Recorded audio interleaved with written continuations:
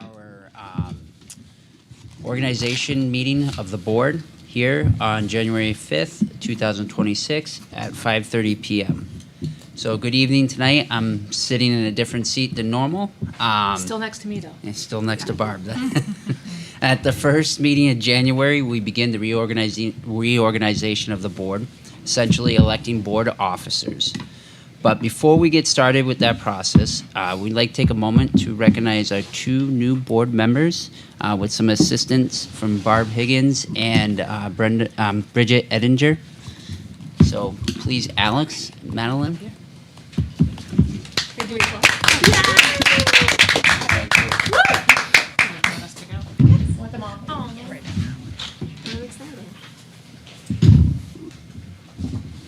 That's my baby. So this is new and fun. Is this on? Yes, yes. All right. So I'm not the superintendent, but he really isn't either yet. And you are the longest standing board yeah, member. and there's not a board president yet. So I am the oldest, longest, wrinkliest person here. So you get me. So this evening we are pleased to formally welcome two new members to the Board of Education, Madeline Minot, and Alex Dubois. We thank them for their willingness to serve. Buckle up. Student, staff, and community, and we appreciate the fact that you're willing to commit yourself to public service and public education.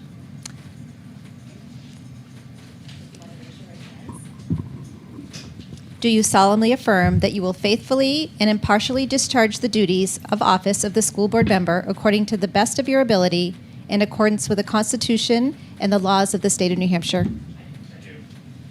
Congratulations, beautiful people. You are now officially members of the Concord School District Board of Education. Have a name tag. Yeah. That's sweet. Yep, that's a nice thing to do. Congratulations. I would like a round of applause for when we started. Yes. Oh, yeah. And I would like one because it's my last year. And I would like one because I'm never leaving. Okay, that was a small one. Every meeting, like. Next, we'll go around the room and I ask each board member to introduce themselves as well as what zone they represent. So we'll begin with Brenda Hastings. Hi, I'm Brenda Hastings, and I represent Zone C, which is wards 8, 9, and 10. Jessica Campbell, Zone A. Pamela Walsh at large. Kara Meeker, Zone B, so wards 5, 6, and 7. Liz Boucher, Zone B as well. Barb Higgins, citywide, at large. Madeline Minot, Zone A, wards 1, 2, 3, 4. Excellent. Sarah Sadowski, at large.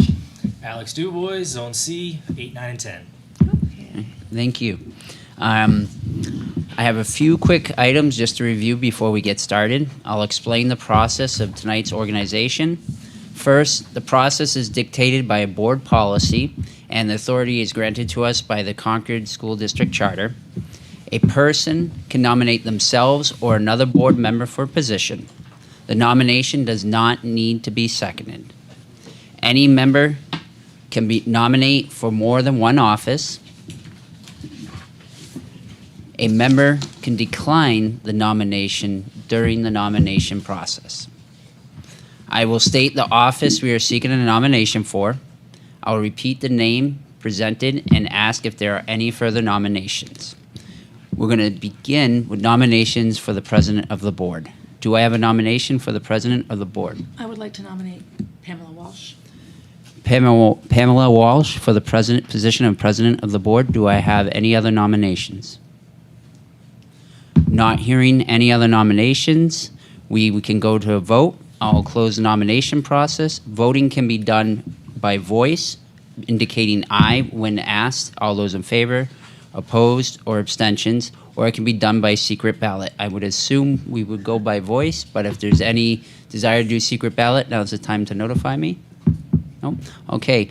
With that being said, all in favor of Pamela Walsh as the position of board president, say aye. Aye. Opposed?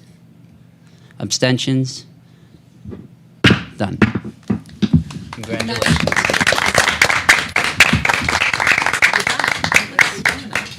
Thank you, Tim. Great job. Good job, Tim.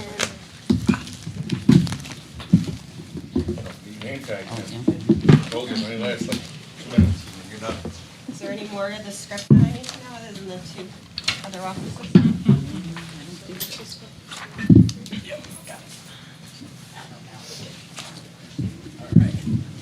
Thank you. Next up, we will take nominations for Vice President of the Board. Are there any nominations? Ms. Higgins? So I'm going to nominate myself, and I know this probably isn't the most popular nomination, but my main reason for seeking a place on the executive committee is that we have a relatively new board, lots of first-year members here. We're losing in a year a very experienced educator, Brenda, and we have a very divided community, and it's my hope that if I would be able to sit next to Pam here, who she and I often disagree, and show the community that we can sit next to one another in a meeting and work together and put kids in our district ahead of our personal opinions, then we can instill some trust in the community around us as a board. So that's my main reason. I'm not better than anyone else. I just think it's a logical choice. Thank you, Ms. Higgins. Are there other nominations? I'd like to nominate Ms. Boucher. Kara Meeker. Ms. Boucher nominates Kara Meeker. Are there any other nominations? How would you, seeing none, I'm going to close nominations. Would people like to vote by a show of hands, a roll call vote, or a secret ballot? All those in favor of a secret ballot? Roll call vote? Okay, just get a chance. All right. There's nobody to call the roll. I will call the roll. Do you want me to do it? Let me get my pen out. Yep. Ms. Campbell. Oh, boy. So do we say a name or do we? You say, I would say a name, yep. Okay, yeah. Barb. Mr. Dubois. Ms. Meeker. Ms. Hastings. Ms. Meeker. Ms. Higgins. Me. Ms. Meeker. Myself, please, Ms. Meeker. Ms. Minot. Ms. Meeker. Ms. Sadowski. Barb. Ms. Boucher. Ms. Meeker. And I vote for Ms. Meeker. 6 to 3. Congratulations, Ms. Meeker. Thank you, Ms. Higgins, for running. I will now accept nominations for secretary. I nominate Liz Boucher for secretary. Ms. Meeker nominates Ms. Boucher. Are there other nominations? You know what? I'm willing to take roll every meeting. It would put me on the executive committee and, again, show the district, the community that I have a leadership role on the board. Ms. Higgins nominates herself. Are there other nominations? Seeing none, I will call the roll. Ms. Campbell. Barb. Mr. Dubois. Ms. Higgins. Ms. Hastings. Ms. Boucher. Ms. Higgins. Me. Ms. Meeker. Ms. Boucher. Ms. Minot. Ms. Boucher. Ms. Sadowski. Ms. Higgins. Ms. Boucher. Myself. And I vote for Ms. Boucher. The motion carries 5 to 4. 5 to? Yes, 5 to 4. Or Ms. Boucher is elected 5 to 4. Thank you, everyone.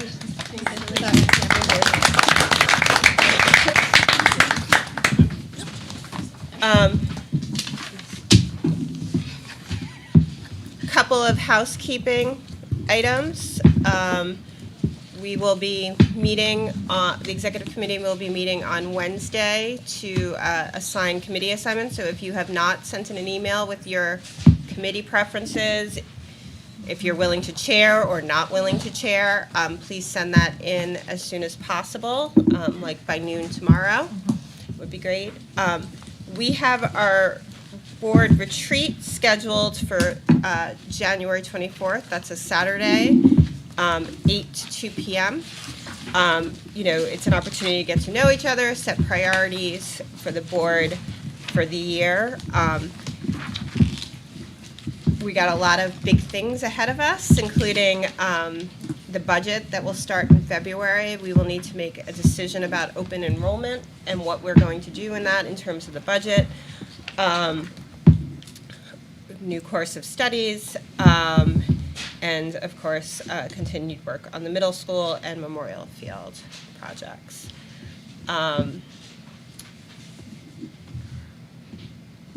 Anything else that folks will? All right. Well, our official meeting does not start to, or our next meeting does not start to 6 o'clock. So people can take a break, get your name tags, get settled in for the long haul. I will take a motion to adjourn the organizational meeting. Moved by Ms. Higgins. Seconded. By Ms. Sadowski. All those in favor? Aye. Any opposed? Any abstentions? Thank you all very much.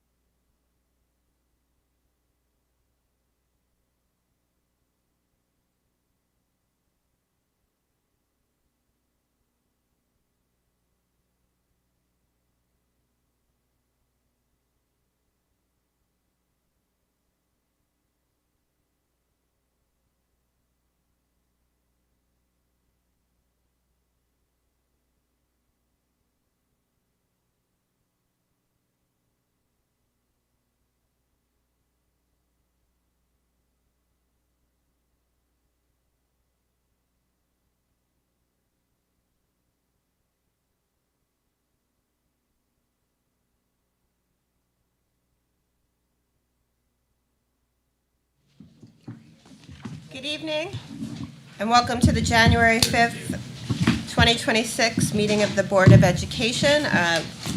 Ms. Boucher, will you please call the roll? Ms. Campbell? Here. Mr. Dubois? Here. Dubois. Dubois. Ms. Hastings? Here. Ms. Higgins? Here. Ms. Meeker? Here. Ms. Minot? Here. Ms. Sadowski? Here. Ms. Walsh? Here. And myself, Liz Boucher.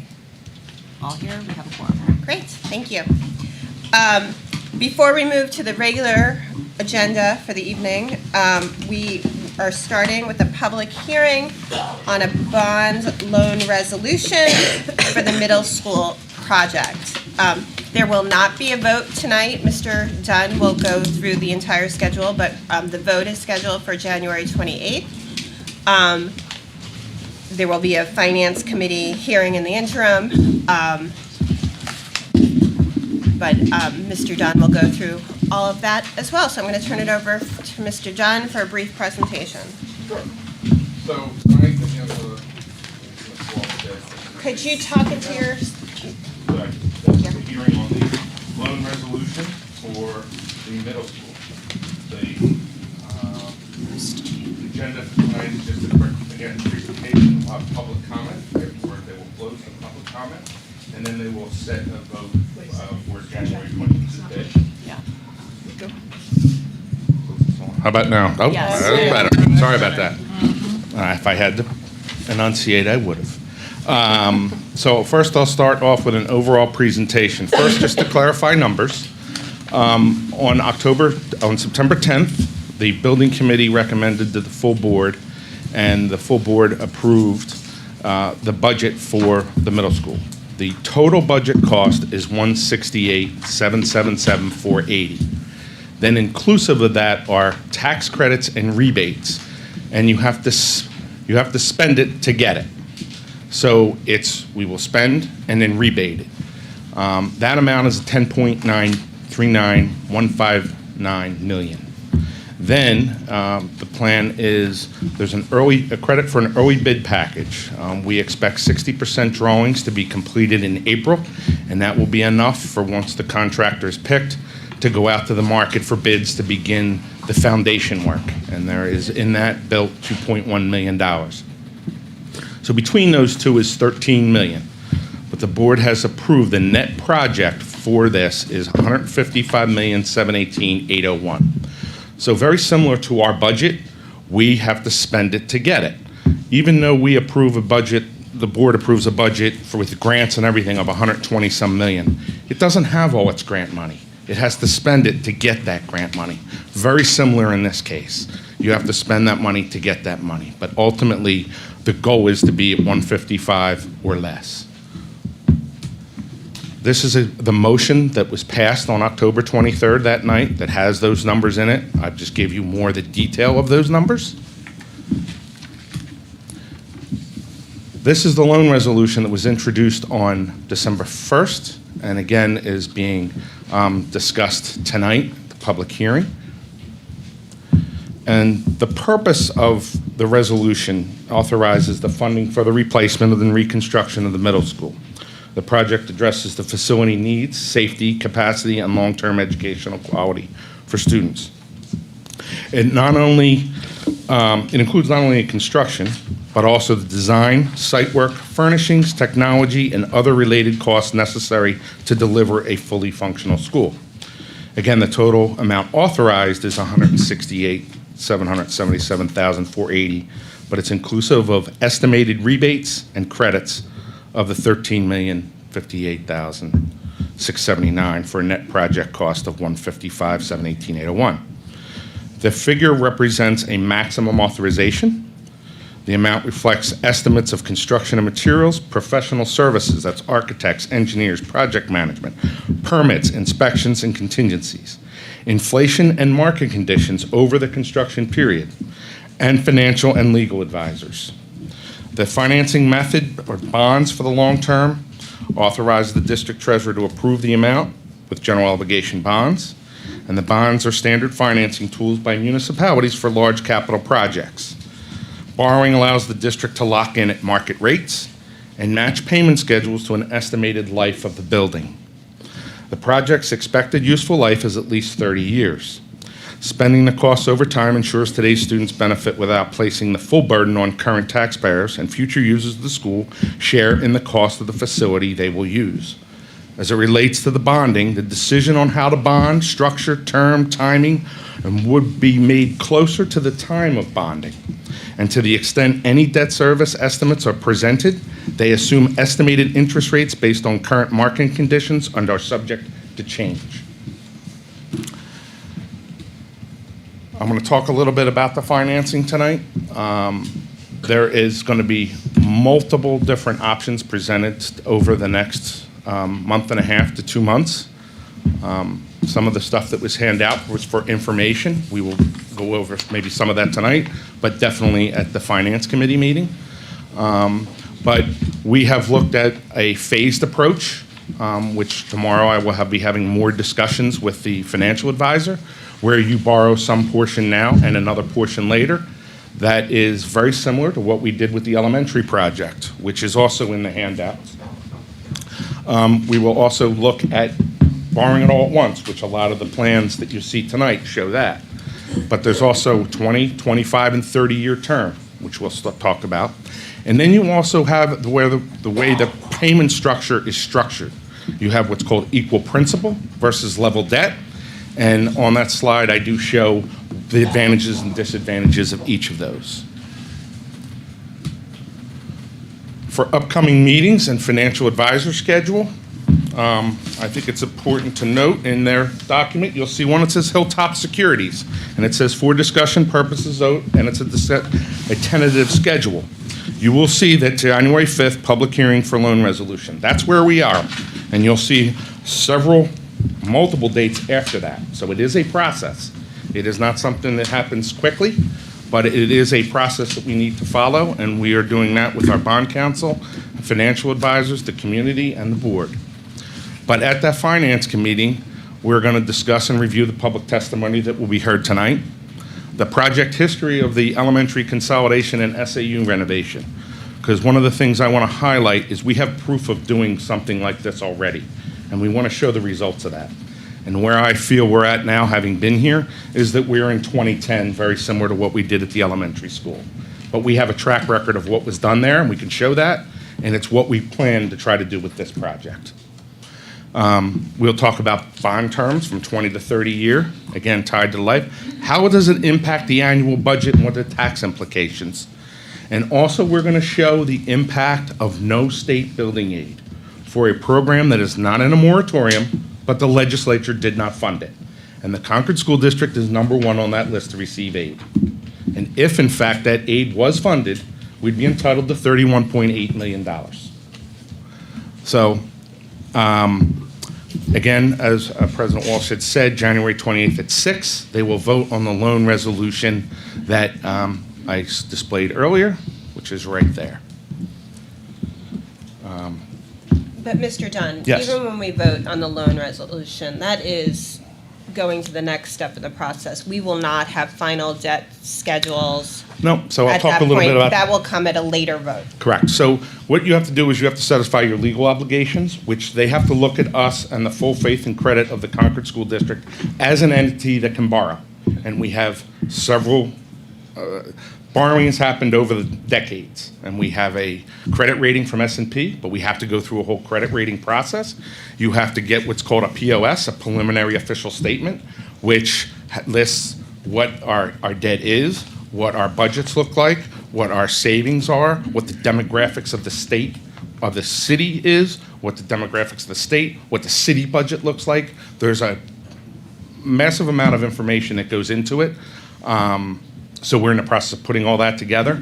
Once that is all done, and bond counsel has said we've met all those obligations, then we put together, which we've started, several bond packages to look at with the financial advisor, get advice from these hearings and the board, and then they go out to the bond market. And then, hopefully, we look good enough that they come here and they say, we want to buy that debt for X amount. And we expect to get multiple bidders. And that will help, that will determine what the official rate is, what that payment schedule is, but we work closely with financial advisors to do that.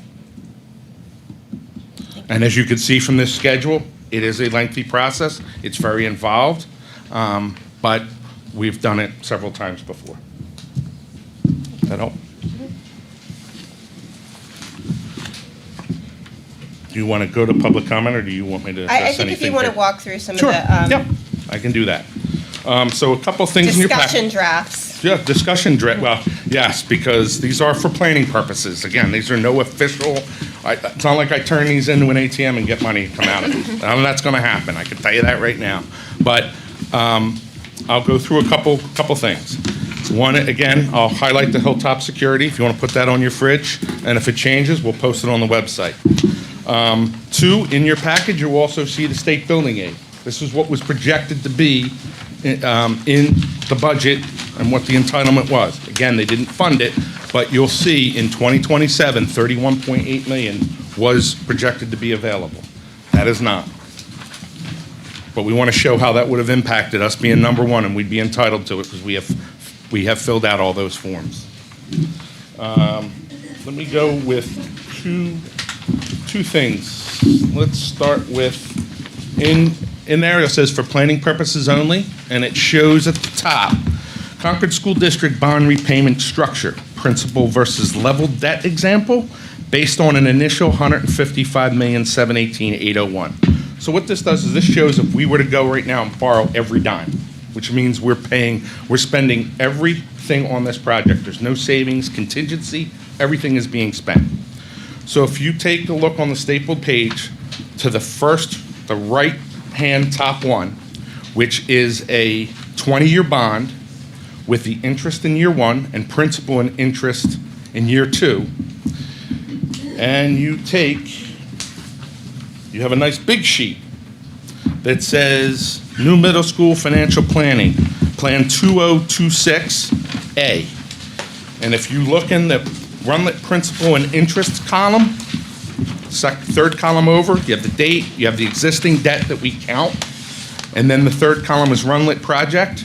And you look at the total payment in that corner I told you that said 20-year bond at 3.5%, that payment schedule matches that.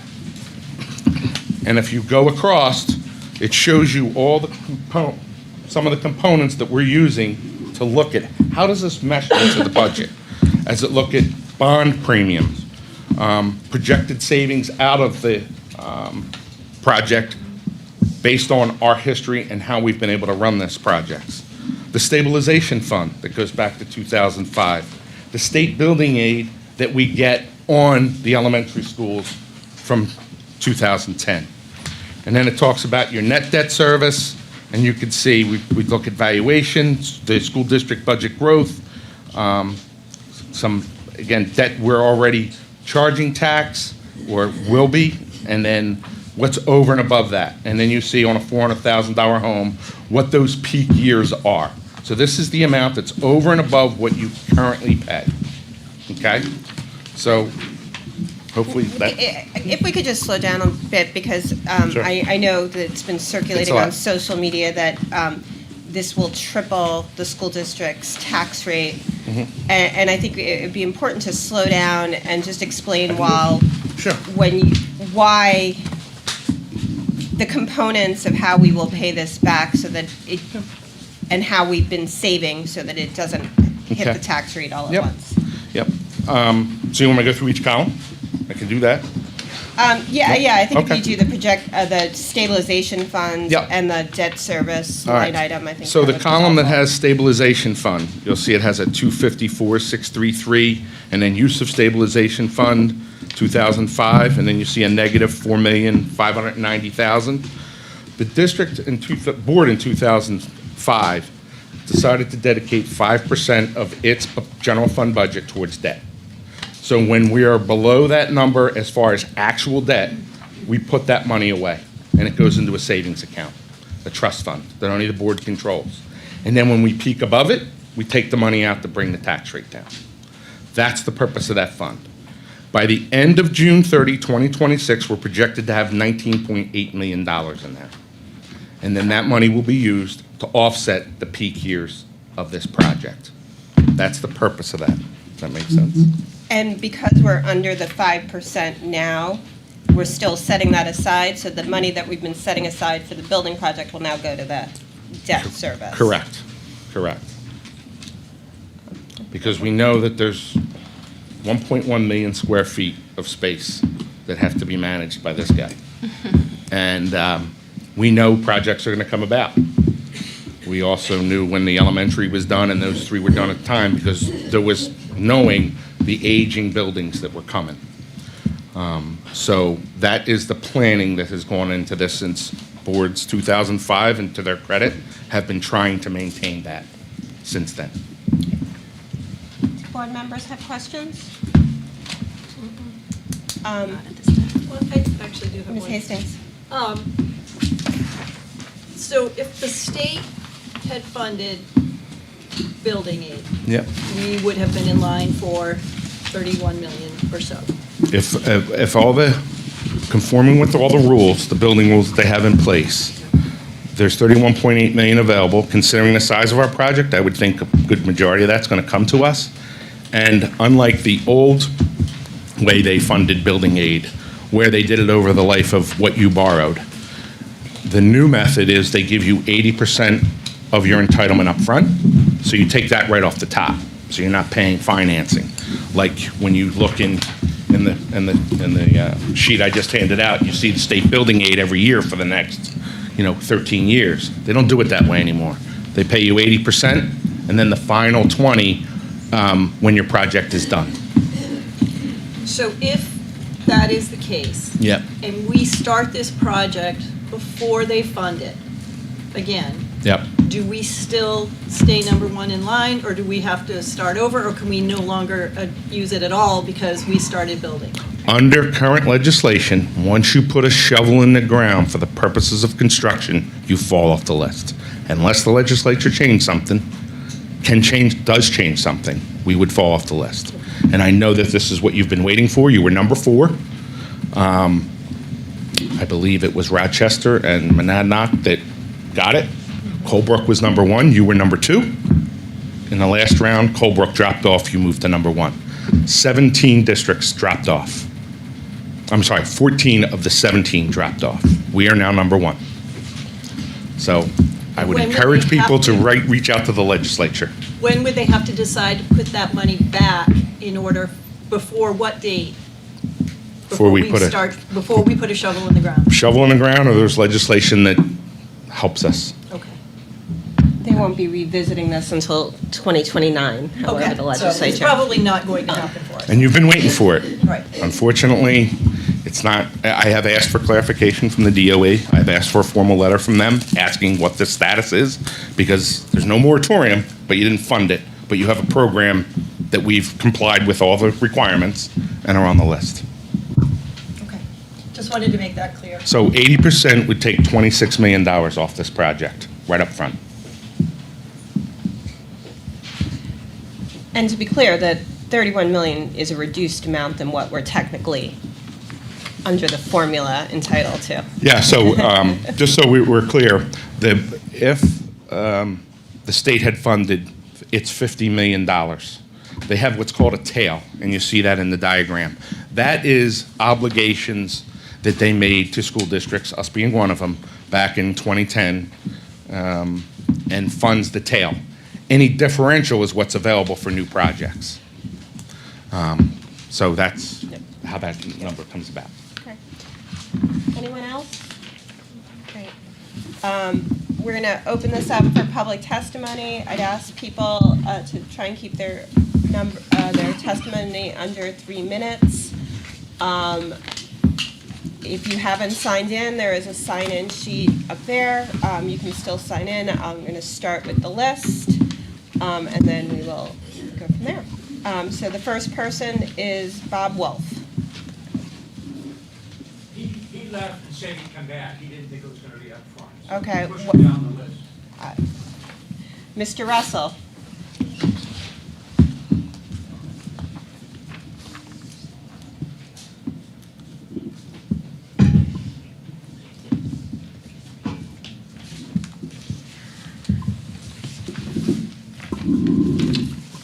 Madam Chair, members of the board, Charles Russell of Ward 5, Columbus Avenue.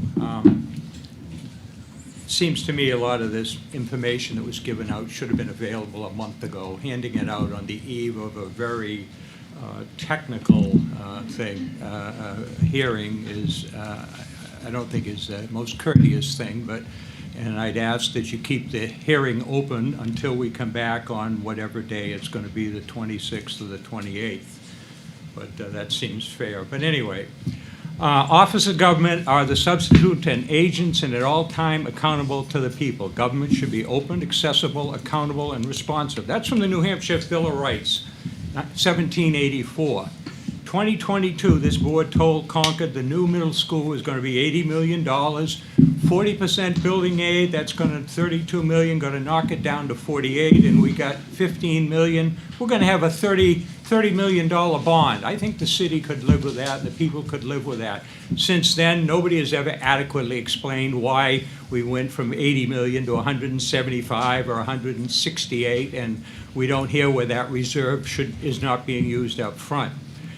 December 2023, at the meeting on whether it was South Street or broken ground over at the high school auditorium, 90% of the people said, keep it where it was. And despite that, this board, or whoever was on the board then, ignored the people. So the people took to the street with a petition.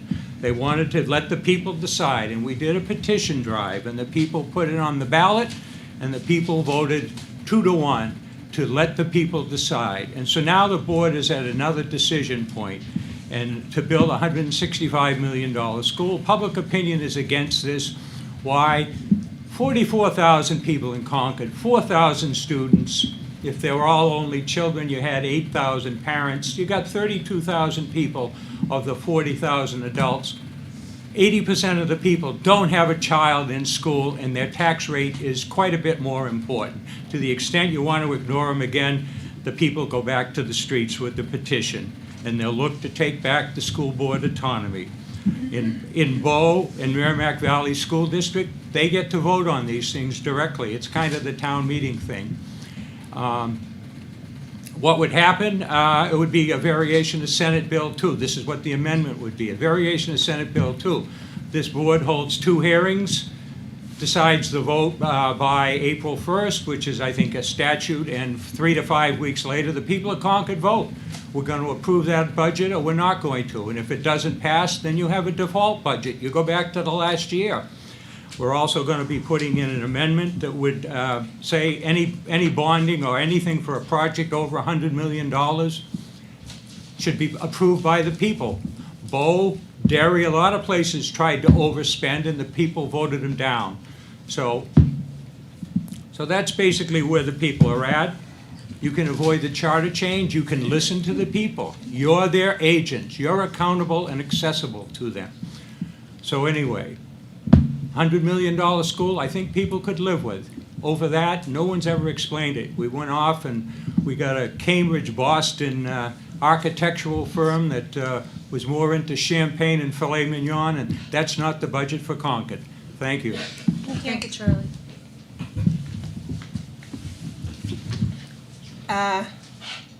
David Jordan? Jodwin. You said it closer than anybody else. I don't usually do that, so thank you. So this is my first meeting here. So I ditto what he just said about last minute information. So I spent a lot of time last night going through this whole process, coming up with my own amortization and debt schedules. So can everybody hear me? Yep. Okay, good. So I just wrote down a little bit of stuff last night, and ignore if anything's duplicate or changes from what you presented a little while ago.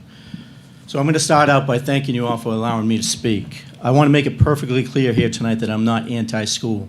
My wife and I moved here 36 years ago before we had kids for the school system, and we put 2 kids through Beaver Meadow, Runlet, Concord High. I support the teachers fully. What I am is a concerned resident who sees retirement on the horizon, and between the school and the city, they are spending huge amounts of money all at the same time, which is causing some major concerns for all. Tonight is my first meeting since I moved here. Next week will be my first meeting before the council to voice my concerns there also. Between the school and the city, we are starting to see all these projects bunched together. I'm not sure how long you have all been sitting at the table, but I can also say this. In general, no one wants to see taxes raised, but they understand it's a necessity. Operating costs increase. What they don't want to see are large spikes upwards in the tax rate. It really seems like there is no communication between the city and school board or a real capital improvement plan looking into the future. I am aware that you are both anonymous, but my checkbook isn't. The current building proposal is much larger than the current school. I am not sure that is really needed. With enrollment declining and the new voucher program passed by the state, we are sure to lose more students as years go on, and enrollment is a declining factor, which has clearly been pointed out. I am also sure that this number includes not just the necessities, but the wants, and you have all heard at these meetings that the residents are getting tapped out financially. It was discussed that the city should do a better job attracting the commercial and industrial businesses. This too was stated at the October meeting. Ask yourself this: who will come to Concord when the tax rate is higher than Bow, Hooksett, Bedford, and so on? The answer is no one. They will go to one of those communities. When I look at the document that you posted on the school website called Timeline Comparison and Getting Information, also from the interim superintendent, I get concerned. The design and development cost estimate is June 2026. You do not get final approval from the fire marshal until May of 2027, with the project being bid in July of 2027. That's 18 months after tonight's bonding. Costs will increase over this period, and if you say there will be enough in this bond, then I know that the number of $168 million is overinflated. Like I said, I did my debt service schedules on my own, and I came out with 20-year notes, and I did a 30-year note also. The impact on a 20-year note without any of the financing or using your surplus fund balance or anything like that came out to be $2.69 in the first year, and on a 30-year note, it was $2.40. Just one more thing, and then I'm done. Your time is actually up, sir. I only got this much left. Go. It's my first meeting. Gets extra It's time. really quick. So here's an analogy that I would like to offer. If my wife and I didn't set a number for Christmas and I let her run with the checkbook, she would have spent on impulse. I feel this board has done the same with this design team. Instead of giving them a number to shoot for, you gave them an open checkbook to design a palace. And I'm sure that the kids' scores will not increase by building a new building. That rests with the parents at home. Thank you. That's it. Thank Deborah you. Samaha?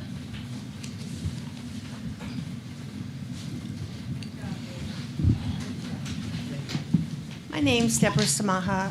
I live in Ward 7. I'm just here tonight very simply to say that I ask for your honesty moving forward with this project and bond only what we need. I don't stand in the way of a new middle school. We all know we need one. But I do object to bonding almost $169 million. I have heard repeatedly from my friends and my neighbors, many of us who are retired, et cetera, we cannot afford to assume this level of debt. So I'm actually, the way we went through 7 pages of Excel spreadsheets was very difficult to follow. It would have been really helpful to have that information up as you spoke, because this is the back of your hand, but it's not to the rest of us. So I've been told repeatedly by people that couldn't make it tonight to please just say, we cannot afford what you are proposing here tonight. Thank you. Thank you, Deb. Elaine Duclos?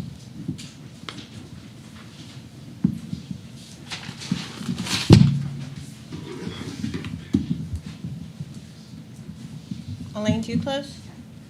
Okay.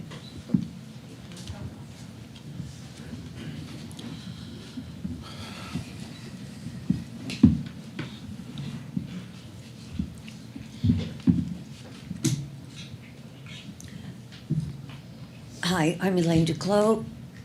I live in Ward 10, and I've been a resident of Concord for 55 years. My 6 children went through the Concord school system. I volunteered thousands of hours in every single school my children attended. I have done my due diligence with the Concord School District. Concord taxpayers are going to be unduly burdened with cost and interest on bonds, all the bonds, for 25 to 30 years because of a complete lack of coordination between City Council and the school board. The citizens will be paying for multi-million-dollar projects that are planned for the same time frame. Build a new Runlet, build a new police station, build a new golf clubhouse, redo Memorial Field. Who in their right mind would saddle the taxpayers with all of this at the same time? No one I know.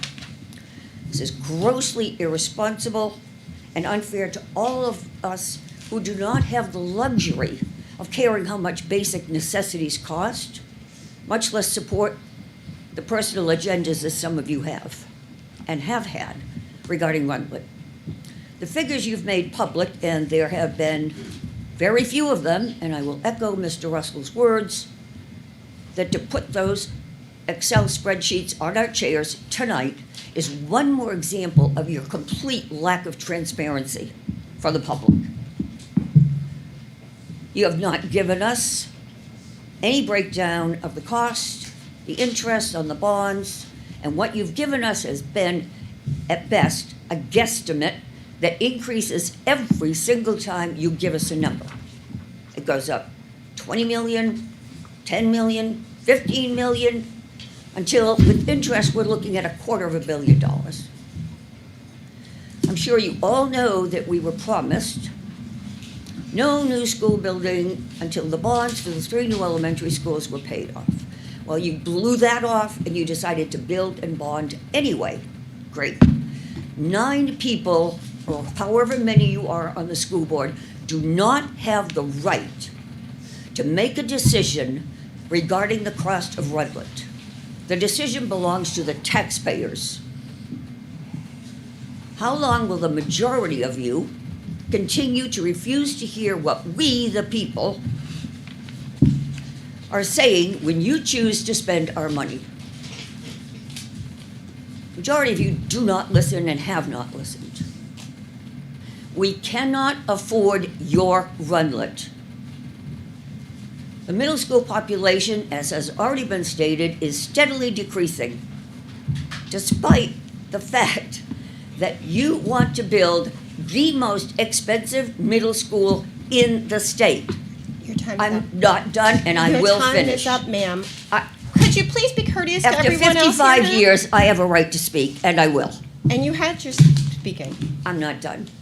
You're welcome to I submit am it in writing so- for, you're You welcome don't to. have a list of 100 people who want to speak. There are what, 5, 6, 7 of us? There's also So 50 get a people in the grip. room. Thank you, ma'am. I, You're for welcome one, to. am so totally fed up with the arrogance and the attitude of the majority of the people on this board.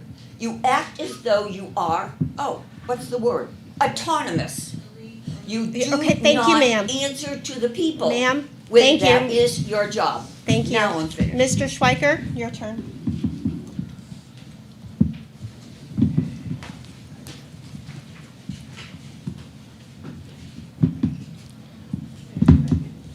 Good evening, everybody. I'm Roy Schweiger from District A, and as a process thing, I'm very surprised that apparently there's going to be no public hearing on the interest. Depending on which one of these are picked, we may be paying nearly as much in interest on this bond as we are in principal. And there's a public hearing on the principal, but apparently there's no public hearing on the interest. I find that very peculiar. And I don't know why that is, but maybe Mr. Russell can figure it out, and when he writes his charter amendment, he can make sure there's a public hearing on the interest and not just on the principal. And at the Runlet hearing, somebody said, well, this amount of money is only 2 meals out. Well, I tried to figure it out, and I didn't eat a single meal out in a restaurant all last year, so I don't know what they cost. But I know if I go to the senior center, I can have a lunch for $3. So if you could guarantee me that I could pay $6 a year extra for Runlet, that'd be a good deal, I think. But no one's going to promise me that, apparently. And so What I'd like to say is, there's a difference between needing a new school and needing the most expensive school ever built. I really think it's time to, step back and remove some of this expensive stuff. And one thing, we can do simply is, let's just say we use the existing furniture. That's a big whack at $1 million right there. You give them a new school, let's just use the existing furniture until it wears out. And, that'll save you some money because theoretically that might be bonded over a shorter period. But, so, like I say, I really think we should have a public hearing after we find out how much the interest is. And we know how much it's actually gonna cost us. Because, there's some real money involved here. Thank you. And just to clarify, Mr. Schweiker, we will take public testimony on our meeting on January 28th, and we will take public testimony before we vote on whatever comes back from the bond market. This is the opening of the process, not the ends of the process, so there will be at least 2 more full board meetings, and we take public testimony at all of our board meetings. So when we get the results from the bond market and know what the interest rate is, there will be an opportunity to testify on that as well. Well, thank you very much, and one more short addition. You have this magic 5% figure. I think that actually existed longer ago than 2004, but, from some of the school board members, it just seemed to me that they'd be happy to raise their basic budget more, so 5% would be more too. So I don't think that's a particularly good goal. Thank you. Thank you. Mr. Wolf, did you return?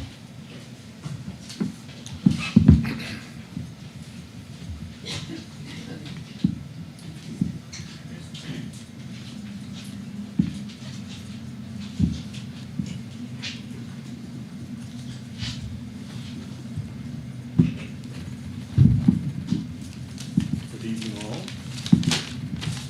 My name is Bob Wolf, Ward 7. More and more Concord residents are wondering why the school board allowed HMFH Architects to draw up an extra 44,000 square feet inside the proposed new runlet, when compared to the Woodbury Middle School in Salem that was finished a year and a half ago.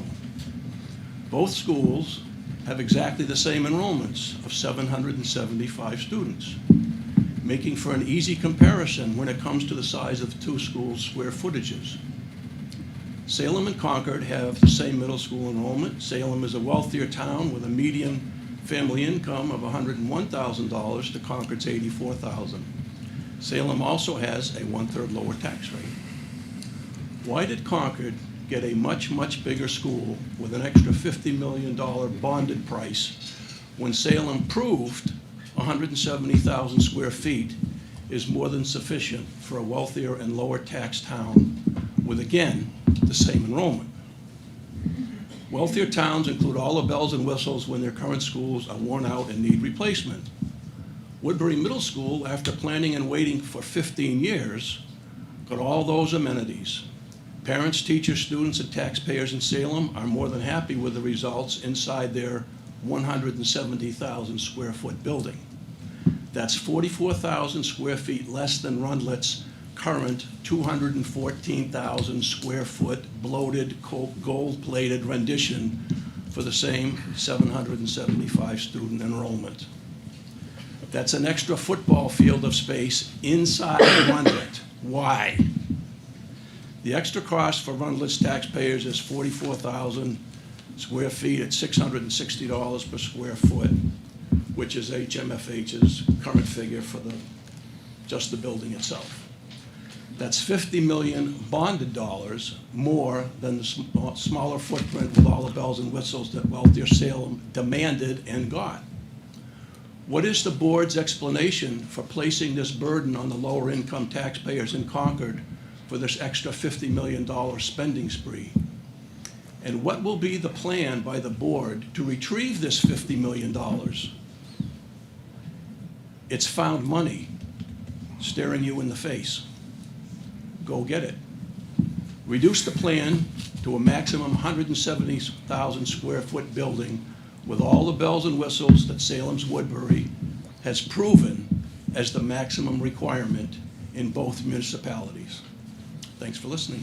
Thank you. Is there anyone else who would like to testify? Please sign in. Please sign in.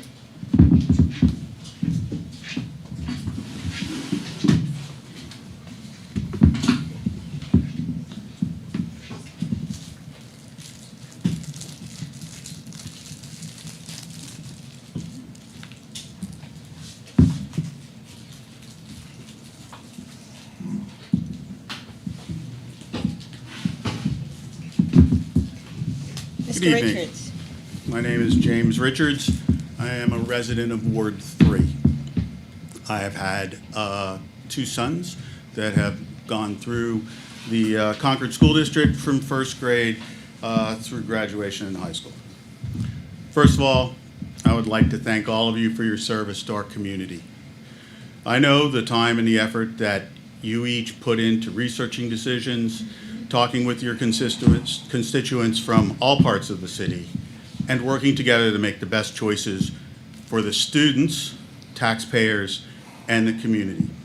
Your work is greatly appreciated. A number of speakers already have asked you not to build the middle school. That's not the topic of tonight's meeting.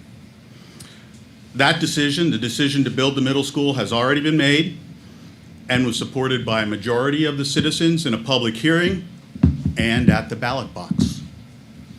Tonight, I'm here to support the loan resolution initiative to start the process of issuing bonds to fund the middle school's construction.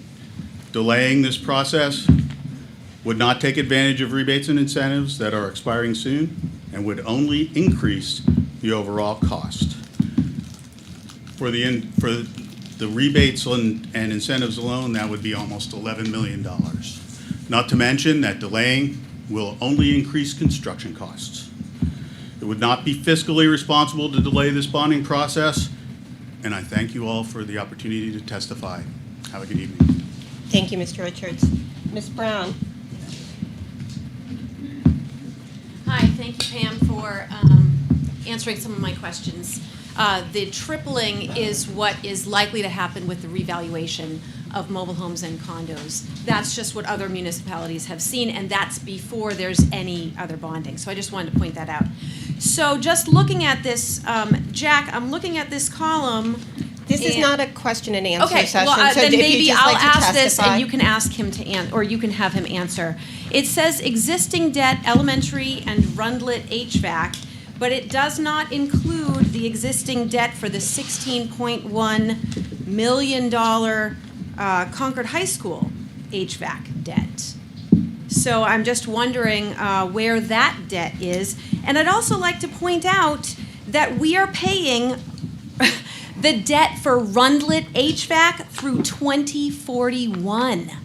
2041, Rundlet HVAC. And if you look at state building aid, that's assuming that they're going to keep paying. Well, the state building aid, there's no guarantee. We're looking at the EFA, that is blowing up, and that is pulling from the pool of money where we would get this state building aid. So that is wildly optimistic.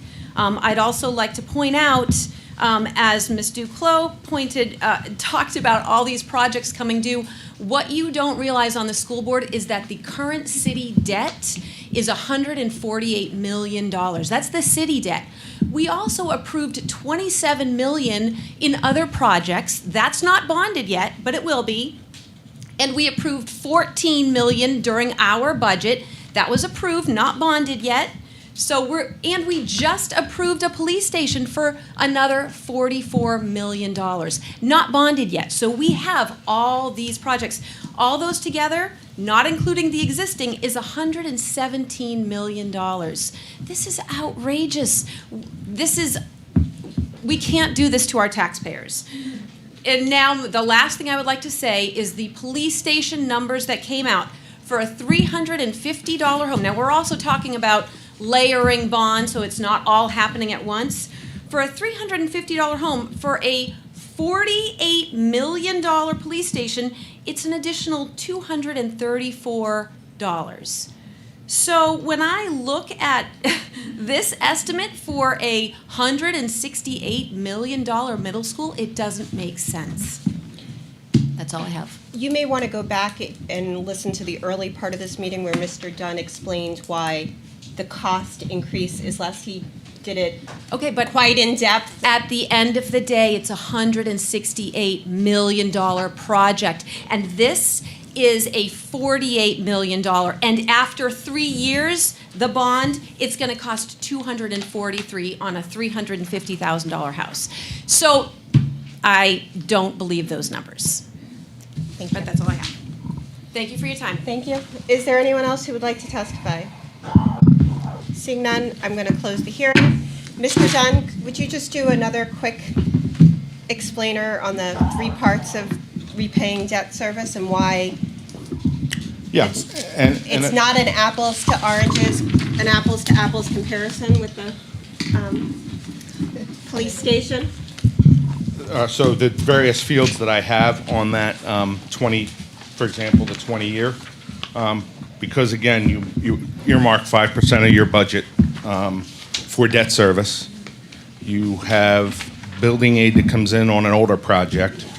The Runlet HVAC is still not being paid for. It ends next year. So you'll notice in the column for state building aid, it drops off from $935,000 to $815,000. That's because we're no longer receiving money because that bond is paid off. We also have a bond premium that we may receive. I've used conservative estimates for that. And there will likely be potential savings from this project. I think the thing that's most important is everything that you've heard tonight, either from me or from the public, are for projects that are planned and not actual dollars have been spent. And as I've heard tonight about HMFH and the various things for going forward, I think I would like to just spend a couple minutes on the elementary project, which is fact and actual, and a proven track record for what this district and this board has done with the group that we have put together, hopefully. In your handout, if you'd like to go through it, it says Concord School District Elementary Consolidation SAU Renovation Project. Bond history. These are all real numbers, okay? This project actually happened.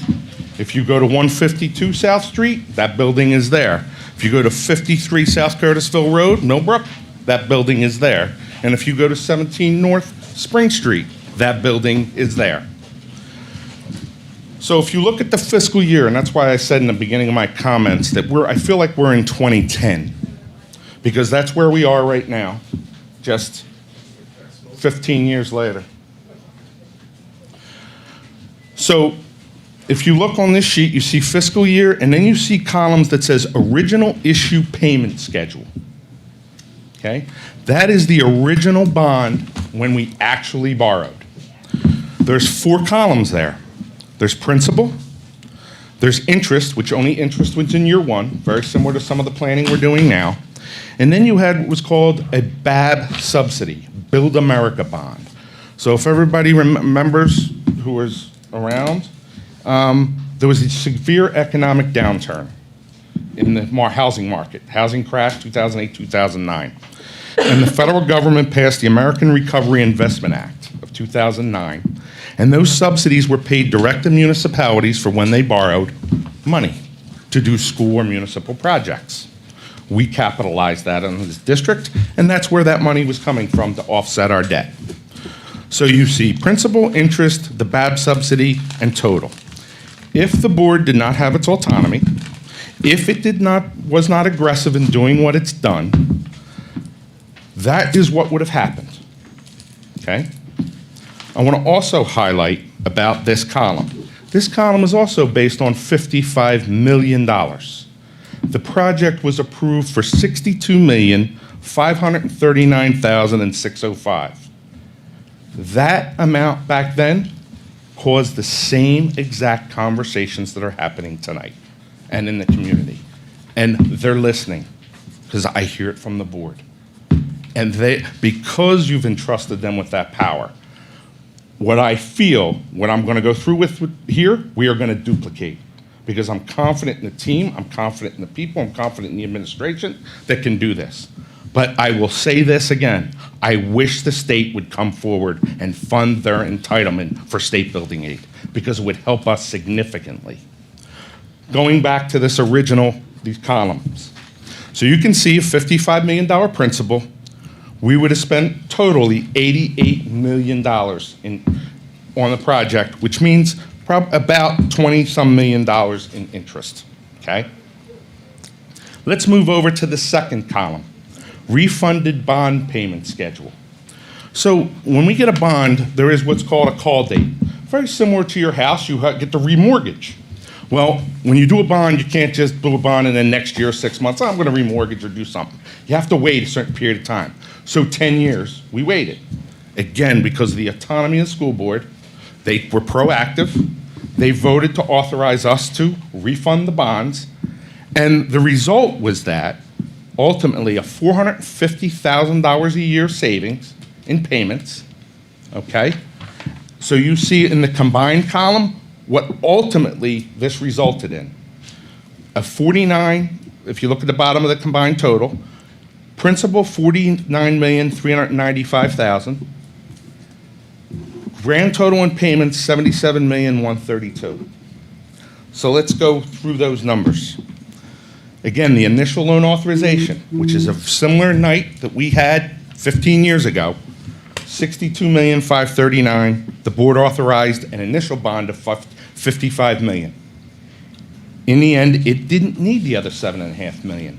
It rescinded that. So that saved $7.5 million in principal and $4.3 million in interest. The Board of Education, when it refunded in 2020, saved $5.6 million in principal and $5.75 million in interest. The board's actions resulted in principal savings total on this project of $13,144,605 and $10,132,658 in interest. The true interest cost of the original bond was 3.62% for 30 years. I'm showing estimates with 4%. When we refunded, that interest rate went down to 1.436%. These are buildings that were built. This was a project that was managed by HMFH. If, in fact, the board moves forward with Harvey Construction, we will be putting back the same team that did this on Runlet Middle School. Proven results, and I expect to achieve the same thing because I live here, I pay taxes here, I want to stay here, and I am concerned about all the comments that were made tonight. And in my position as business administrator, as long as I'm renewed in February, by the way, or I should say appointed if you're our leader, I will do whatever I have to do to help make this be successful. And where that confidence lies is with Harvey, it lies with HMFH, and this guy, because he was right with me when we did this.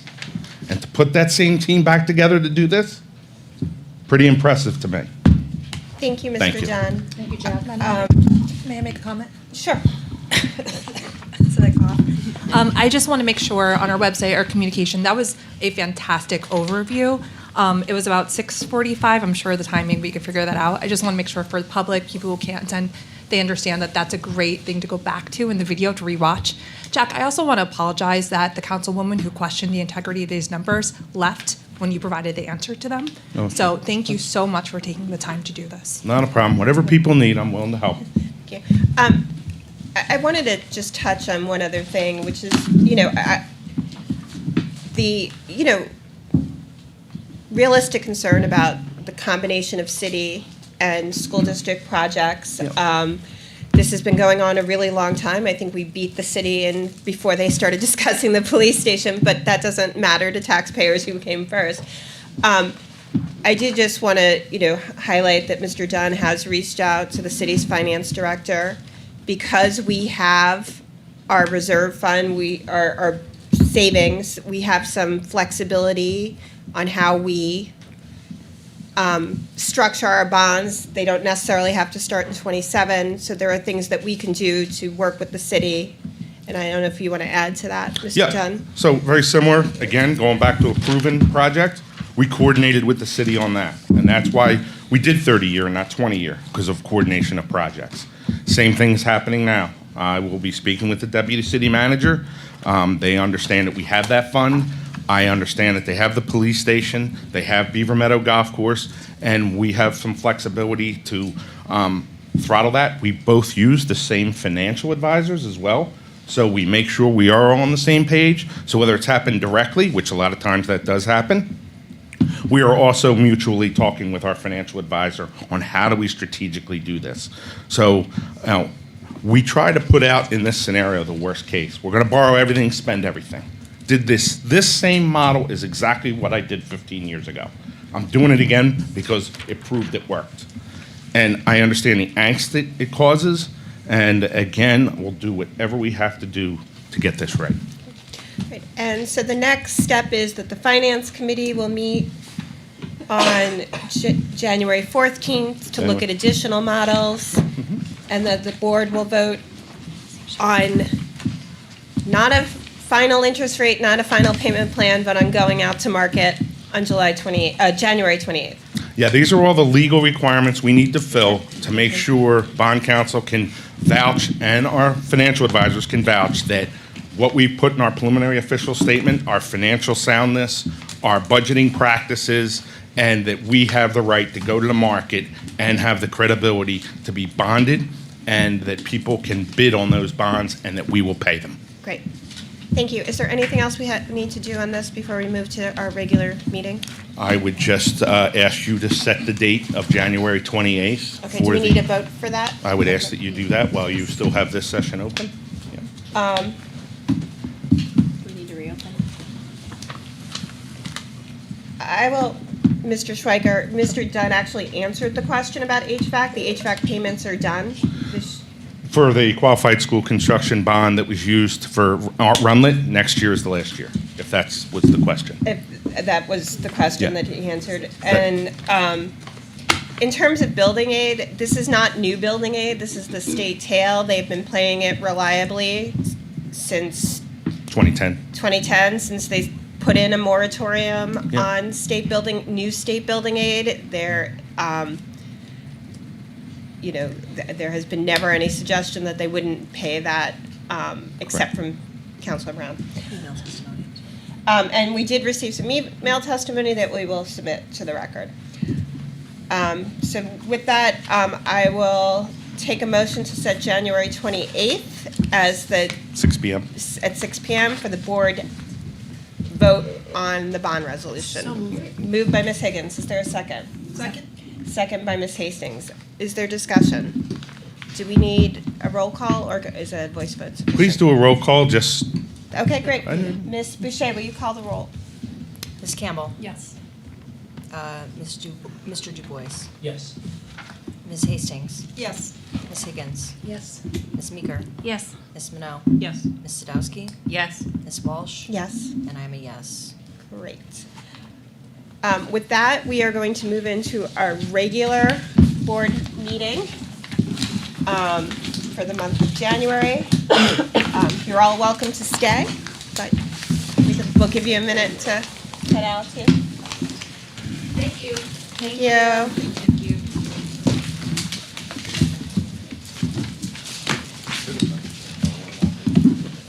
Mr. Richards, Mr.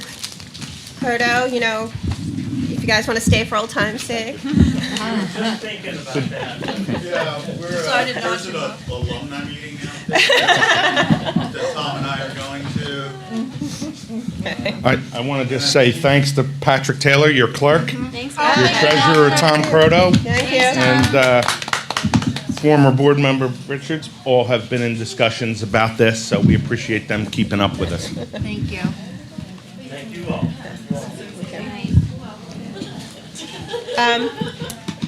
Next item on our agenda is approval of the agenda for the January 5th board meeting. Do I have a motion? Ms. Boucher moves approval of the agenda. Is there a second? Second. Second by Ms. Meeker. Is there discussion, amendments? Seeing none, all those in favor? Aye. Any opposed? Motion carries. Next is the consent agenda, which is the regular monthly meeting minutes for December 1st, the building committee meeting minutes for December 4th, the finance committee meeting minutes for the 8th, the city and community relations minutes for December 8th, the special board of education meeting of December 8th. God, we did a lot on December 8th. The executive committee meeting of December 15th, and the instructional committee meeting of December 15th. Would someone like to move the consent agenda? So moved. Moved by Ms. Hastings. Is there a second? Seconded. Second by Ms. Sadowski. Discussion. Seeing none. All those in favor of the consent agenda? Aye. Any opposed? Any abstentions? Motion passes. Our two students, Erin and Clementine, it's time for your report. Welcome back. I hope you had a good first day back.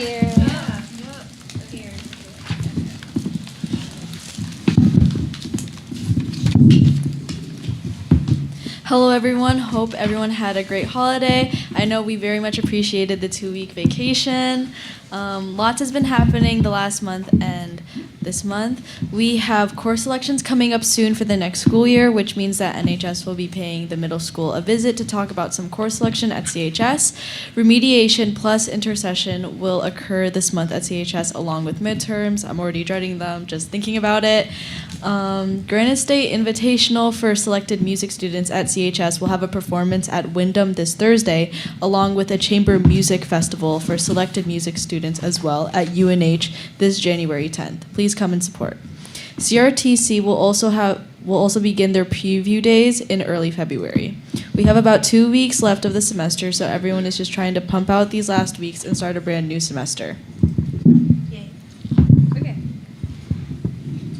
Hello everyone, and here's just some club events and updates from earlier in December.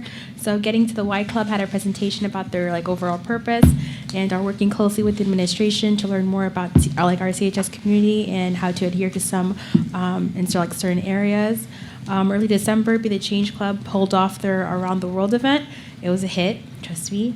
Ethics Club had a successful preliminary ethics bowl competition to select a group to compete for CHS at the next ethics bowl competition.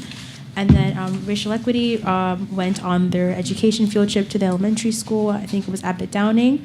And yeah, that's pretty much all I have to say. Thank you. Superintendent, your report. All right, so some good news. We had another car donation for CRTC from Silver Creek Development. They donated a 2015 Ford Explorer to our CRTC automotive program. In addition, other happenings, I'll go to donations. We do have Healthy Beginnings Grant. We secured our Healthy Beginnings Grant.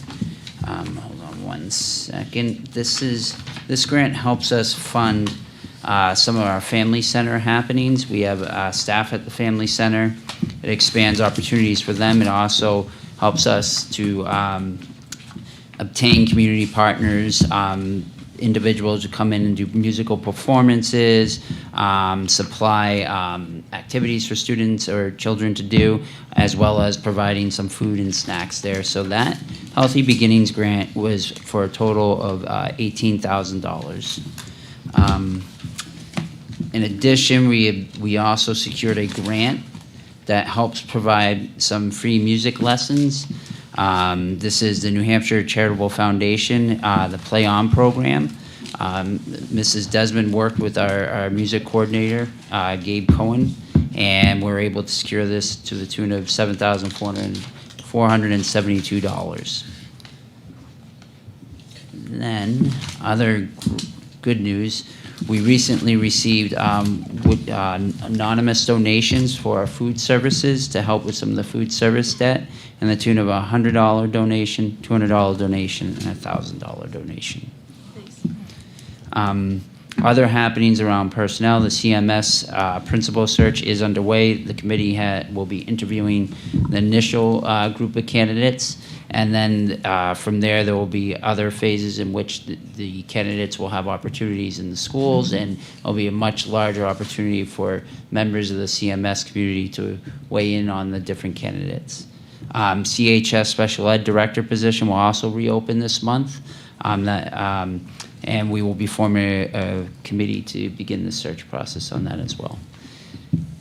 And I Do we need votes on any of these donations? No, Are they below the donations are below the amount. thresholds? Yep. Great, thank you. You have anything? Nope, that's all I have. Any questions? We'll just add an update on the superintendent search. There is a interview committee that includes a wide cross-section of community members, parents, faculty, staff, administrators, who will be this month interviewing, and students. We have Clementine is serving as a student representative on the interview committee, who will be interviewing candidates and making recommendations to the board for finalists, and those interviews will be happening shortly. Facilities update, Mr. Cashman. This will be quick. Proud to announce today we handed over the auditorium 2 months ahead of schedule. Mr. Close and his students are in the space, they're working, putting things back together, lighting, and it's a changed area. I feel real good about that. Quick middle school update, CPT, the cone penetration tests, those have been complete. That, along with the geothermal tests, will be submitted on the 15th for the alteration of terrain permit. There is tomorrow an architectural design review meeting at 8:30 in the morning that I'll be in attendance with the architects, and that's where we'll review the entire site, again, with the city, which we've done probably 6-7 meetings already, bringing them updates. And then the other meeting coming up I'd like to let everyone know about is a planning board meeting on the 21st of January. Things are moving along. We've been meeting on a regular basis with mechanical, electrical, plumbing, and design engineers on the school, so we're pretty excited with when we have our next building committee, which I think will be next month, to update everybody. And that's all I had. Thank you very much. Sure. I'm not sure why that's there. There's Nothing to add. Well, we did vote at the December 8th meeting to agree to split the cost of the design phase, so maybe that's. Oh, yeah, because that would have been, oh, yeah, right. That was at the December 8th meeting. So I just And want- we sent a letter to the city saying that. That was a long time ago. Looks like it. So I just wanted to highlight, because as you remember when we did the auditorium, we rushed this through. We used your no bid, the policy. We were looking, and you had asked me, oh, is this going to cost? And I said, we don't expect it, and I was very vague. I knew we had a $1,000 deductible, so that's why I was on that. But I don't know what the final number is, but I know we had projected if it ran out, it was going to be $750,000 to $800,000. So we'll let you know what the final number comes in to be. Yeah, insurance picked it up, but we appreciate your Insurance prompt. is picking up everything But minus the $1,000. $1,000 So far, yep, deductible. they have approved it, yes. So that's why I didn't want to speak out of turn until we got absolute that we were sure. But again, your quick action and you don't want to be able to do. And this is somewhat related, just thinking about insurance, but the brand new bus that went on fire over the weekend, which So- was not an electric bus. It was not, I've been asked that question right away. Our electric buses. That's the first question. So all three of the electric buses are in. This was a 2026 bus that we got in July. The director sent to both Tim and I Saturday night. I went up and met with her about 10:30. I said, "Well, it's about 20 minutes out." I come out, and there I am right behind the bus on the tow truck pulling it in. So I'm zooming in the car trying to, get close to it to see, because I'm like, I don't want to see anything. So anyway, they dropped it off, and it's burnt. The thing was solidified to the thing. We couldn't open the hood. But anyway, Daimler Chrysler did come out today. The rep came out. They have towed it back to Maine. So they're going to over it. I have told them I do not want the bus. So whatever we got to do for that, I don't want that one back. That's No thanks. put it in the ocean. Well, I don't know what you do with it, but we don't want it. But it looks like the piston just went right through the block. Yeah. Motor's We got do less not than 20,000. endorse putting the bus in the ocean. Just I'm sorry. I don't know. You know, they blow up ships and put them in Yeah, the sea. yeah. Make it one of them. I don't know. But that's what happened. All the reporting's been done. The state knows. Tim's done what he had to do. I think I'll let you speak to. You reached out to Noble. Yeah, we're going to reach out to Noble Wells. So Noble Wells was following our bus. Noble was following our bus, and they could hear over the radio chatter the complications we were having. And they pulled in right behind us and offered assistance immediately, getting our students and our coaches and our bus driver on the Noble bus and transporting them back to Concord on their way through back to Noble, Maine, after we won the tourney. So that's pretty. That's pretty nice. That's pretty nice of them. So with that being said, we've reached out, expressed thank you, but we'll be sending some sort of a gift their way for that. If you thank them our friends in Maine on behalf of the board. Yes. Absolutely. And we also thank the driver for doing what she did. She was very quick in reaction. We have seen the video. That night I saw it, but just it happened very quick. She yelled fire, got those kids off, and it was great. And it was fun to see. Fire evacuations actually do work. Yeah. We've had to use it. So, but she did great. So. Ms. Higgins? There was also commentary. I received a couple of emails when it was all going on, and the staff on the bus driver, the students were flawless. No craziness, no, just very, very controlled and polite, super polite to people that helped, which is, you would expect it, but, it doesn't always happen that way. So it was nice to hear that in the midst of a scary situation, Concord kids were, bringing it home in terms of their behavior. Exactly. Pam, actually, before we move along beyond city and community relations, one of the biggest questions around the agreeing to split the cost with the city was how the money would be procured, and the city is managing all of the. Mr. Dunn just discussed this at our December 8th meeting, but. So we've had joint conversations with our bond councils and financial advisors on what we thought, and it's likely they will borrow it, and then we will split it, similar to what we did with the fuel farm. Correct. Okay. Thank you. Yep. Why don't you just keep the mic, Mr. Dunn, for your finance report? Okay, well, I'll try to be quick with that. So we are 6 months in. Let me just zoom in. Let me just fast forward to it. Again, we've still continued to work through things with student services. Jenny is on if she wants to comment on anything, but nothing in particular. With the Medicaid, first batches were uploaded today to start that billing process. I am starting to get a little nervous about snow removal. Every time I say it, I'm starting to think, well, here it goes again. I feel like the first year I moved up here in 23, I was told, oh, we don't get the same snows we used to. It snowed every day for 2 weeks.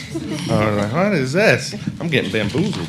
But anyway, from a financial standpoint, we are looking at, on page 40, we're about 525 with the student services at the moment for that. And then, let me see, I think on page 41, you'll see student transportation from other services. Still available, $624,000. If you remember, that account was 1.8 million over. So having new things in place, some of the non-CDL, we only have a couple of them. Things are going okay. And then, let me make sure, why am I not seeing the, just trying to confirm the out-of-district placements, I think is the other one I just wanted to confirm was, I think that's still in the positive so far. Yeah, so far. So, all in all, not bad. I think that's it for revenues. So far, we're okay. Nothing too much to highlight at the moment. Obviously, next year with the 2027 budget, as we're putting that together, it's going to be interesting. Okay? Thank you. Negotiations update? Ms. Guerin is not here. Oh. Is that you, Mr. Dunn? Yep. I can do that. I had asked Or earlier. Mr. So it's just for winter varsity sport, Emily Granton. No, we're doing The negotiations. CAA Oh, negotiate. I'm sorry. So negotiations, we have a meeting tomorrow with the teachers group, and we're waiting for the tutors. They're the two that are up this year. Okay. So that's just where it is. We've met. We'll be meeting with the negotiations committee this month. All proposals are in, so now it's down to the nitty-gritty stuff now. Okay. Okay, personnel. Personnel, we have two nominations for winter coaches. One, Emily Grattan, for the Concord High School Winter Varsity Spirit Coach. She's been our fall spirit coach from 2024 to present. She's been our JV winter spirit coach as well. She's somebody that has been just a regular face around the team, so we're excited that she's interested in this head spirit coach position and for the winter cheer. We have our second nomination is John Billings for the Concord High School Girls JV Basketball. John has years of experience both at the high school and collegiate level coaching. In addition, he's also a special educator at Concord High School. Just a well-received individual for our students, and we're excited that he's interested in coaching at Concord High School. Would someone like to move winter coach nominations? So moved. Moved by Ms. Hastings. Is there a second? I'll second. Second by Ms. Campbell. Discussion.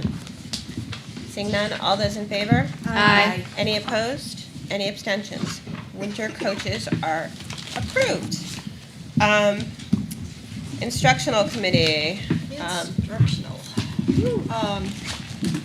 Tim, I'm seeing the 306s here, but I thought we had waited. It's just for the purpose of, we did review the 306s in the instructional committee, and we are meeting, Kim and myself, with the high school team tomorrow, and we plan to bring back a presentation for January 12th to address some of the concerns and feedback we received. We recognize the fast turnaround on an abundance of information in that meeting, so we wanted to do due diligence. The leadership team at the high school reached out immediately the following day.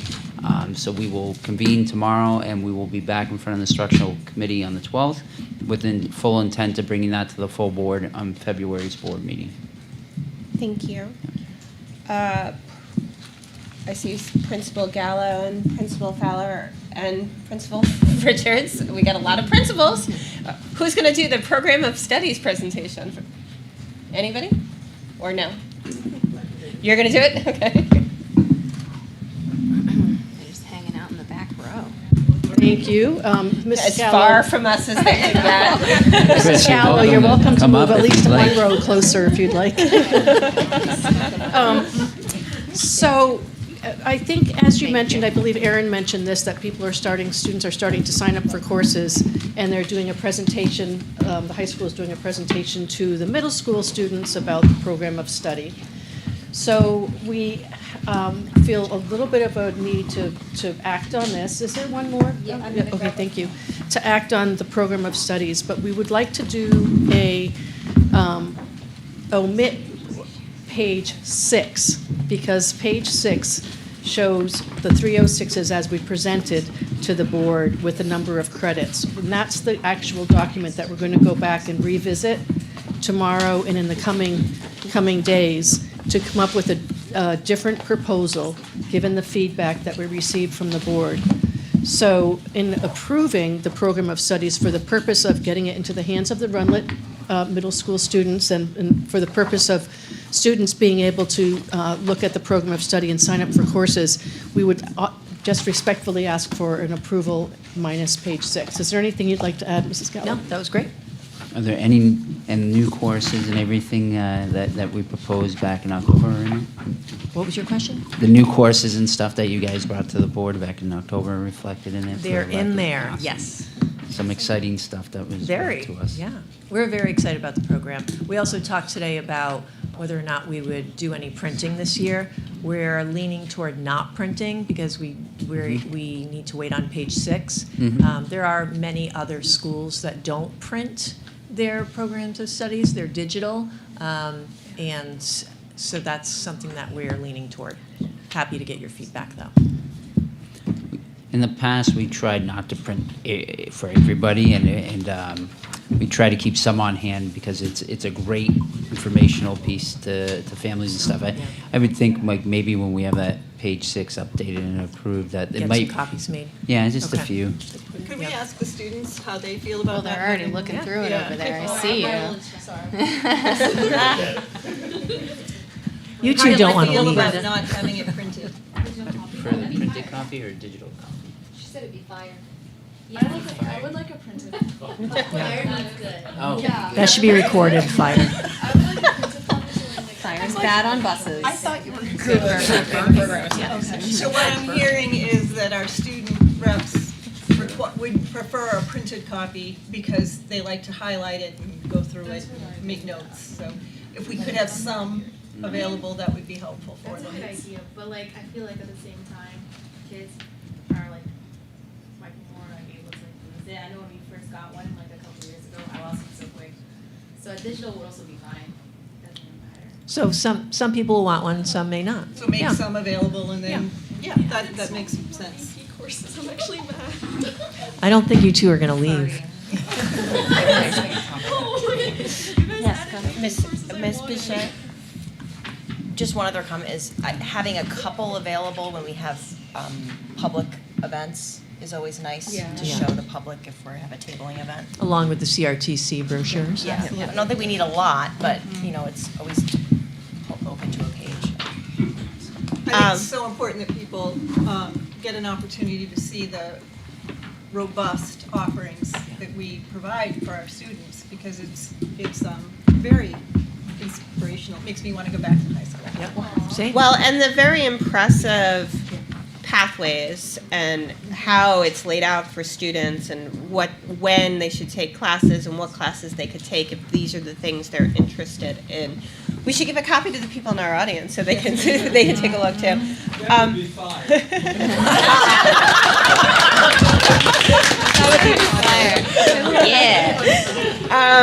I do have a question about the performing arts, the acting 1 and 2. Are these the equivalent? How close are these classes to what was at the acting classes at the CRTC? They're lifted right from that brochure. Okay. Yeah. So now we just have to find that miracle worker that can teach Yes. these classes? Yeah. Okay. Tim Herbert actually volunteered. I volunteer to help. I need somebody to teach the course. But to follow your question, Right. Just the question is if more like social media is put into That's the those CRTC courses. Okay, so That's this coming. Okay, so we're going to talk about that in a second. Yeah, so, I think it's a discussion on both. And we've already approved new courses for this year for the high school, right? And for the CRTC, including, they were really cool, 2 really cool math courses that I can't remember off the top of my head. Calculus BC. Was one. Ms. Meeker. I really wanted to extend my compliments at the way that this is laid out. This is so professional. It really embodies the breadth and diversity of classes that we offer. I do think it is, I'm serious that I think members of our community should see what they are investing in with their dollars, which is just a really great, robust program that you guys have worked very hard to construct. Thank you. and I appreciate agree. you. I take zero credit. The curriculum facilitators and administrative team have put that together over the years, along with Tim's help. It's very impressive. I love it. Great. Okay. Other questions on the high school portion of it? Okay. Do you have any opening, Ms. Fowler? Because we're very impressed with you too and all No, the. I was just here in case you had questions, that's all. Are we, so, just a point of clarification, what are we voting on anything tonight? We're voting on the course of studies. We're voting voting on on this book. this. Omitting page 6. As well as the CRTC proposed courses, so those Yeah. are 2 separate. Yeah. Okay. So can I move that we approve? Did you have a question about? Well, the CRTC. See, it's on page 94. It's also the new course. I feel like the packet, doesn't our packet also have the Yeah. new course description? Yeah. 94? Oh, yeah, the television and media Okay. production. Yep. Okay, so that's not completely No. No, it's So only what technology. happened was the teacher that's retiring teaches 3 classes. 2 of those classes was removed and sent over to the high school, the acting piece. Got it. One course that was left was the theater production.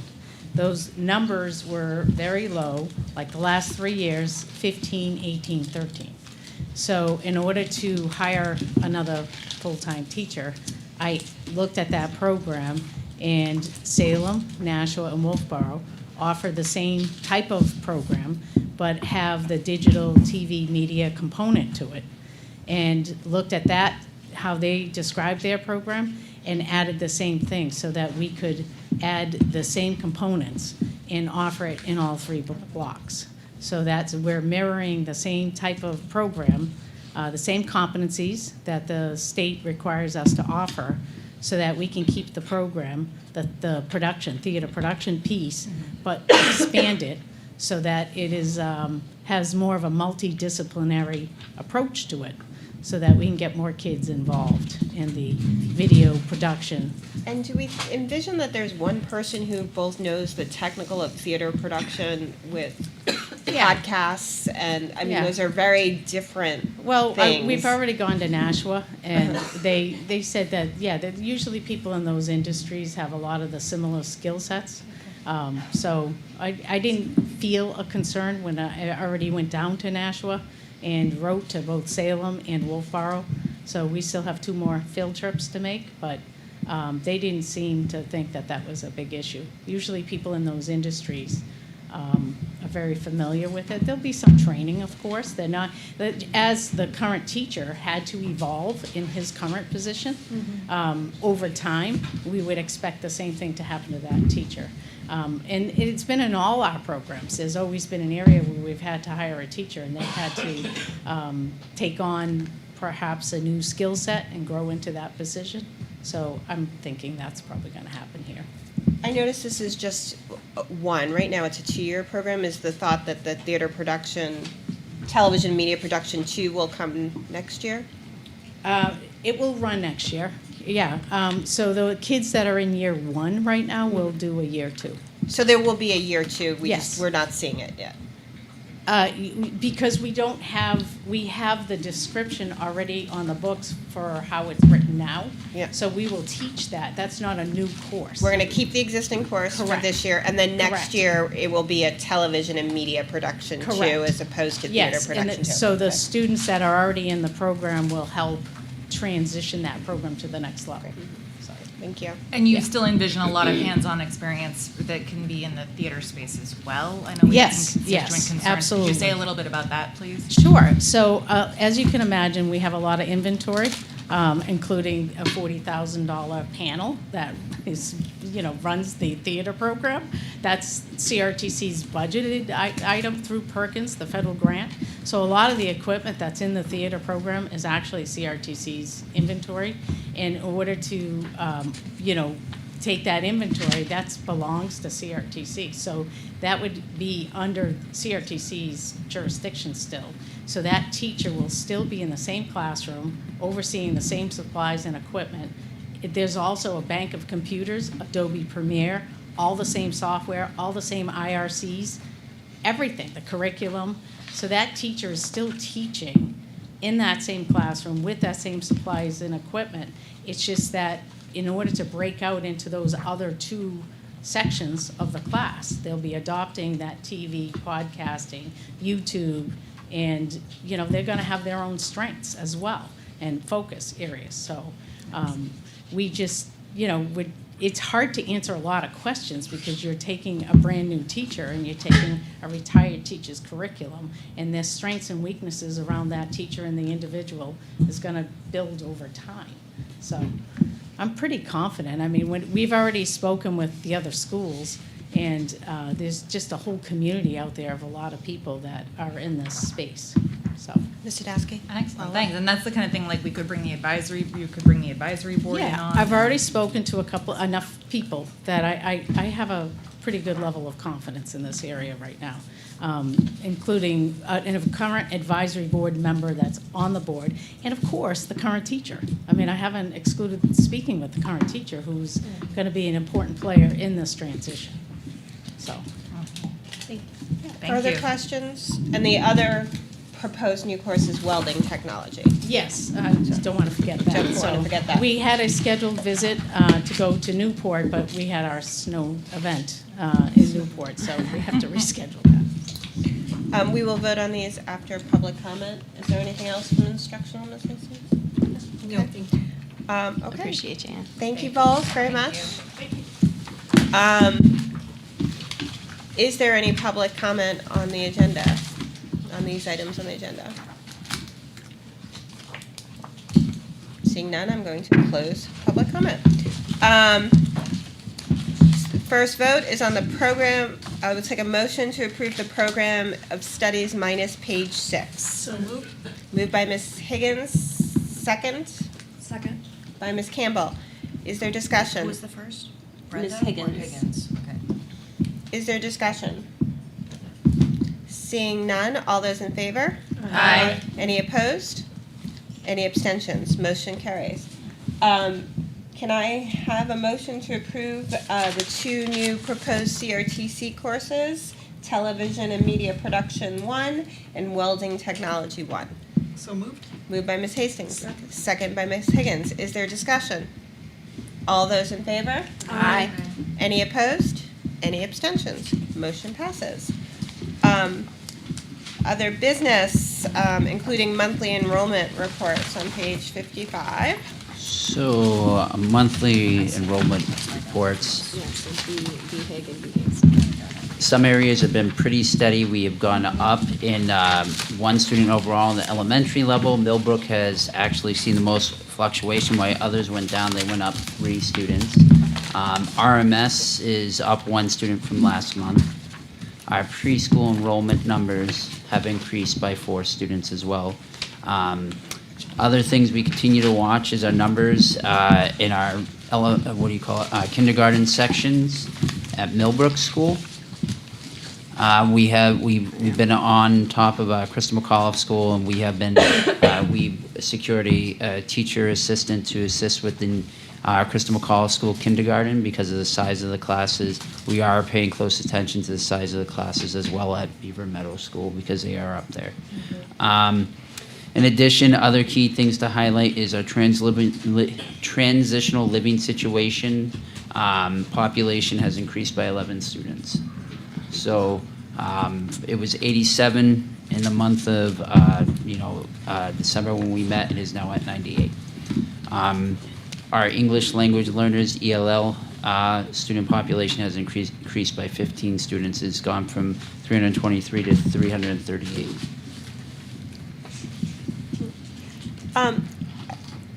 Just because of our conversation earlier, I just wanted to point out that the combined 5th graders are 287, and the combined 4th graders in the district are 297. We know that we have a bit of an issue retaining some students from elementary to middle school. I expect that when we have a nice new school that we will probably retain more, so that, just a comment that our estimates may not be so off. So thank you for that. Just a little piece of trivia. Okay. Any questions on the enrollment reports? All right, calendars.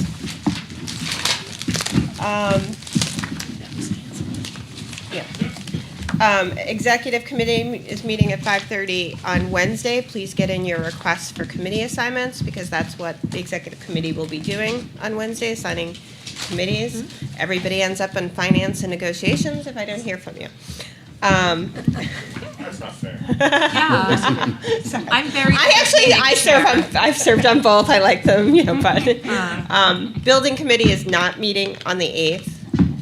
So you can take that off your schedules. The regular executive committee meeting will be at 5 p.m. on the 12th. Instructional will follow at 5:30. Negotiations will be at 5 p.m. on the 14th, followed by finance at 5:30. The 21st, Capital Facilities at 5, Communication and Policy at 5:30. The 24th, 8 to 2 here, the Board of Education retreat. City and Community Relations at 5:30 on the 26th, and the special board meeting vote on the loan resolution at 6 p.m. on the 28th. Pam? Yes.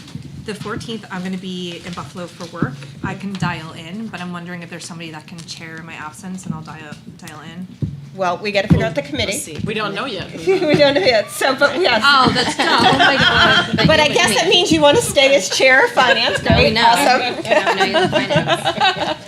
This is why it's fun to be in finance, because you get to watch me do things like that. But we'll figure it. We'll figure it out. Yeah. I'll try to upsell the committee for you. If you want to see a lot of these on the 14th, join. No, that's not upselling, Jack. Just for some people, yeah. I love I ranked at spreadsheets. number 2. I'll be with you. Madeline wants to be a chair. I want to. Board I'm of new, Ed- I can't be chair. Okay, February, the start of budget season. Oh, my God. So the regular board meeting at 6 p.m. on the 2nd, negotiations on the 4th at 5:30, communications and policy the 9th at 5:30, budget opening work session the 11th at 5:30, executive committee at 5 on the 16th, followed by budget work session 2 at 5:30 home. And the 18th, the legislative breakfast. I assume are we hosting that at Gratitude? We are. I'm still confirming with Jeff, but that's the plan. Okay. At 7:30, and budget work session at 5:30 p.m. Ms. Hastings. Did we get something for the 23rd request to do? January 23rd. Yeah, I'm looking at the January, but I'm not seeing anything on the. That's, the city would like to hold the Yeah, I was joint gonna say. city and community on the 23rd, is that? That's correct. Oh, that's right. Everybody, I will not be there. Okay. That's a 7:30 a.m.? Yeah. Yeah, we should put that on the agenda. And then just to remind you, I won't be here for the retreat. Wedding? The retreat. Oh, Mom's 70th birthday. Oh, nice. Shout out to Mom. Shout out to Mom. Yay, here's Mom. Anything else? Just the 23rd will be at City Hall. City Hall. All right. I can register my car around there. I can be like that. Okay. Anything else on calendars? Just that it looks like fewer budget meetings. It's a That's just trend. the It's beginning. a trend we're working on. I'm liking it. Are we going to have the same report that we had last year? Yep. I loved it. Yeah. It was really great. Yeah, well, you haven't seen the March schedule yet, which is usually the really, That's when we get into it. get into it. Yeah, please, everyone, keep your Mondays and Wednesdays free in March, and, if you can keep some Tuesdays and Thursdays free too, that would be helpful, because, Every day free. yeah, across the just board. Friday nights you can have off. Friday, Saturday, Sunday nights. All right. If you're lucky. If you're lucky. With that, I believe we have need for non-public session to discuss, under 91A3, to discuss personnel. Yep, And section 2, letter C pertaining Any, to just personnel, anything else? Nope, that's it. Okay. Actually, I'm gonna throw in Go ahead. legal counsel advice Yep. in there as well, because we need to follow up on something. With that, we will come back to, oh yes, I move that we go into non-public under 91A3C personnel and also under advice from legal counsel. Seconded. Moved by me, seconded by Ms. Sadowski. Discussion. This is a roll call vote. Ms. Campbell. Yes. Mr. Dubois. Yes. Ms. Hastings. Yes. Ms. Higgins. Yep. Ms. Meeker. Yes. Ms. Minot. Yes. Ms. Sadowski. Yes. Ms. Walsh. Yes. And I'm a yes. 9. We will come back and adjourn, but we're going to let Concord TV come home. We're not anticipating any more public business this evening. Thank you all. Thank you, Everyone drive guys. safely. Drive carefully.